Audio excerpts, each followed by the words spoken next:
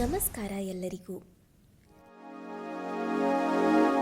ಒಮ್ಮೆ ಹೊಯ್ಸಳರ ರಾಜ ಎರಡನೆಯ ವೀರಬಲ್ಲಾಳ ಬೇಟೆಯ ದಂಡಯಾತ್ರೆಯಲ್ಲಿದ್ದಾಗ ಒಂದು ಪ್ರದೇಶಕ್ಕೆ ಬಂದ ಹಾಗೆ ಕಾಡಿನಲ್ಲಿ ದಾರಿ ತಪ್ಪಿದ. ದಣಿದಿದ್ದ ಹಾಗೂ ಹಸಿವಿನಿಂದ ದಾರಿ ಹುಡುಕ್ತಿದ್ದಂತಹ ರಾಜ ಒಬ್ಬ ಬಡ ಮಹಿಳೆಯನ್ನು ನೋಡಿದ. ಆ ಮಹಿಳೆ ದಣಿದ ರಾಜನಿಗೆ ಬೇಯಿಸಿದ ಕಾಳುಗಳನ್ನು ತಿನ್ನೋಕೆ ಕೊಡ್ತಾಳೆ.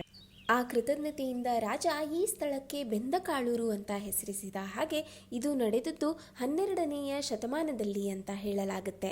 ಅದು ಅಂತಿಮವಾಗಿ ಬೆಂಗಳೂರಾಗಿ ವಿಕಸನಗೊಂಡಿತು ಅನ್ನೋ ಕತೆ ಇದೆ. ಆದರೆ ಈ ಕಥೆಯನ್ನು ಬೆಂಬಲಿಸುವ ಯಾವುದೇ ಪುರಾವೆಗಳಿಲ್ಲ. ಕರ್ನಾಟಕದ ರಾಜಧಾನಿ ಬೆಂಗಳೂರನ್ನ ಸಿಲಿಕಾನ್ ಸಿಟಿ, ಗಾರ್ಡನ್ ಸಿಟಿ ಅಂತಾನೂ ಕರೆಯಲಾಗುತ್ತೆ. ಬರೀ ಆಧುನಿಕ ನಗರ ಮಾತ್ರವಲ್ಲದೆ ಅತ್ಯಂತ ಶ್ರೀಮಂತ ಮತ್ತು ಸುದೀರ್ಘ ಇತಿಹಾಸವನ್ನು ಬೆಂಗಳೂರು ಹೊಂದಿದೆ. ಬೆಂಗಳೂರಿಗೆ ಈ ಹೆಸರು ಹೇಗೆ ಬಂತು ಅನ್ನೋದಕ್ಕೆ ಹಲವು ಸಿದ್ಧಾಂತಗಳಿವೆ. ಬೆಂಗಳೂರು ಎಂಬ ಹೆಸರಿನ ಉಲ್ಲೇಖವು ಗಂಗಾ ರಾಜವಂಶಕ್ಕೆ ಸೇರಿದ ಕಲ್ಲಿನ ಶಾಸನದಿಂದ ಬಂದಿದೆ.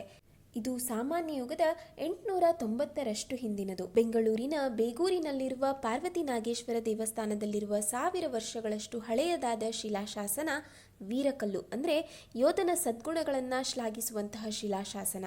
ಇದರ ಮೇಲೆ ಬೆಂಗಳೂರಿನ ಉಲ್ಲೇಖವಿದೆ. 9ನೇ ಶತಮಾನವು 890 ಸಿಇಯಲ್ಲಿ ನಡೆದ ಬೆಂಗಳೂರಿನ ಯುದ್ಧವನ್ನು ಉಲ್ಲೇಖಿಸುವ ಒಂದು ಶಿಲಾಶಾಸನವನ್ನು ಹೊಂದಿದೆ. ಬೇಗೂರಿನ ಬಳಿ ಕಂಡುಬರುವ ಕಲ್ಲಿನ ಶಾಸನ ಗಂಗವಾಡಿಯಿಂದ ಆಳಿದ ಗಂಗ ಸಾಮ್ರಾಜ್ಯದ ಭಾಗವಾಗಿತ್ತು. ಮತ್ತು ಇದನ್ನು ಹಳೆಯ ಕನ್ನಡದಲ್ಲಿ ಬೆಂಗಾವಲೂರು ಅಂತ ಕರೆಯಲಾಗ್ತಿತ್ತು, ಅಂದರೆ ಕಾವಲುಗಾರರ ಊರು ಅಂತ. ಈ ಶಿಲಾಶಾಸನದ ಪುರಾವೆಯು ಬೆಂಗಳೂರು ಯುದ್ಧದ ಬಗ್ಗೆ ಮಾತನಾಡುತ್ತೆ ಮತ್ತು ಬೆಂಗಳೂರು 1000 ವರ್ಷಗಳಷ್ಟು ಹಳೆಯ ನಗರ ಎಂದು ತಿಳಿಸುತ್ತೆ.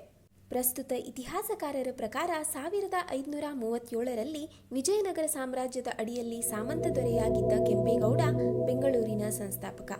ಆಗಿನ ಕಾಲದಲ್ಲಿ ನಿರ್ಮಿಸಿದ ಮಣ್ಣಿನ ಕೋಟೆಯನ್ನು ಇಂದಿಗೂ ಬೆಂಗಳೂರು ಕೋಟೆ ಅಂತ ಕರೆಯಲಾಗುತ್ತೆ.